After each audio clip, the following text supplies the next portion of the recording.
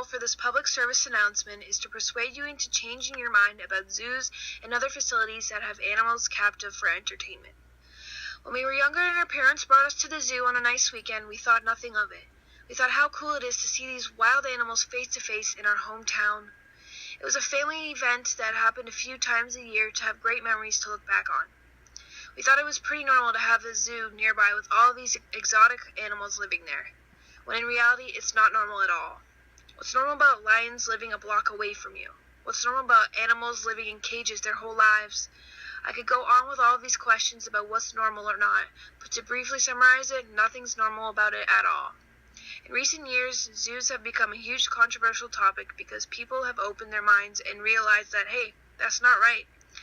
There are so many troubling issues that surround zoos, and one of them is because it's not a natural habitat and not a good way to live.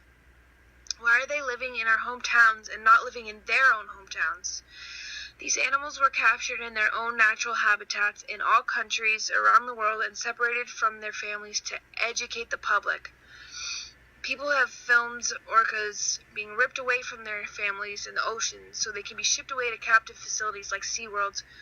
In the process of this, many have died because it's so brutal. It's not just orcas that are being ripped away from their families. It's most of them.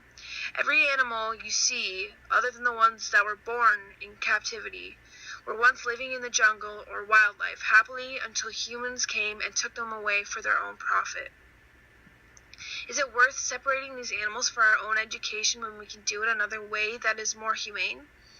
Zoos have said before that their main purpose is to educate the public, but to us we think they are doing it for money purposes. People have also filmed zookeepers telling the tourists wrong information about the animals.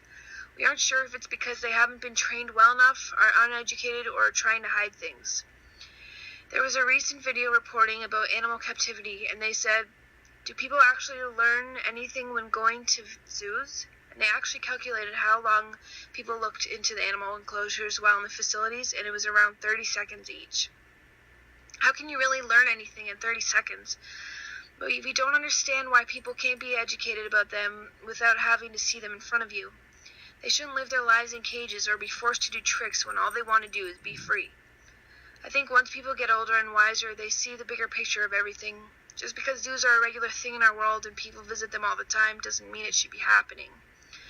It's like humans are used to it and we're brought up with it, so they don't think anything of it. It becomes a norm in our society. Using animals for entertainment and putting them in shows to do tricks for the guests isn't right.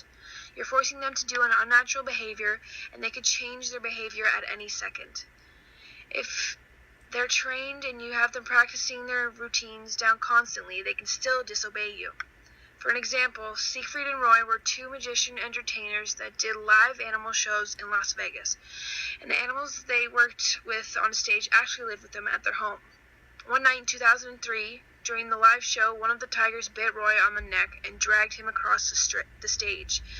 They rushed him to the hospital and suffered severe blood loss, and after the incident, the show was shut down. It took him years to recover. This shows that animals are unpredictable, and even if you have a relationship with them, they can turn on you at any second because we have no idea what they're thinking. These shows are like circuses, making animals do what you make them do for money. It's not fair to the animals, and tigers shouldn't be living in people's homes. They should be living in the jungle. Another issue with zoos are the ways the animals are treated. We aren't saying all zoos treat their animals badly, but some are. They may have too small of a living space, not get any type of enrichment, end up very stressed and angered, maybe abused, etc. In the past few years, a lot of bad press and stories have come out about events that have happened in zoos or aquariums.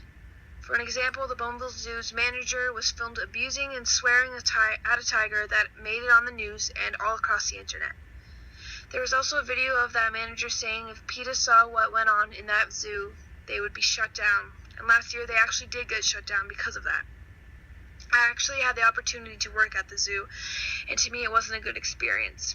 Going into the job, I was excited to work with all different species, and going out of the job, I just wanted to get as far away as possible. SeaWorld has also had many issues with their mammals, including the orcas. Once the documentary Blackfish released their footage, many people took a step back and started boycotting SeaWorld and other animal facilities. They showed how they capture them, the fatalities that have occurred, how they have very small pools to live in, and they also live in those enclosures with multiple other orcas, but none of them have enough room to swim in. In the wild, orcas can swim up to 160 per day. To think they move that much in one day in the wild, but when they are held captive in a swimming pool with almost no room to move, it's not healthy and it's very saddening. There is a new law that recently came into action saying that owners of orcas are now banned to breed them in captivity and also are not allowed to do any shows. SeaWorld also announced that the orcas they are withholding are going to be the last, so that's a huge step in the right direction. In 2016, we had an incident that I am sure everyone knows about that happened at the Cincinnati Zoo, where a little boy climbed into a gorilla enclosure and was supposedly dragged by the gorilla. A zookeeper shot the gorilla in order to ensure the child's safety. That gorilla's name was Harambe. This event became a huge controversy. Some people said, was the kid actually in danger? Where were the parents? This would have never happened if zoos didn't exist. Also, how did a child end up in the forbidden area? How well are the enclosures built that a 3-year-old could get into it?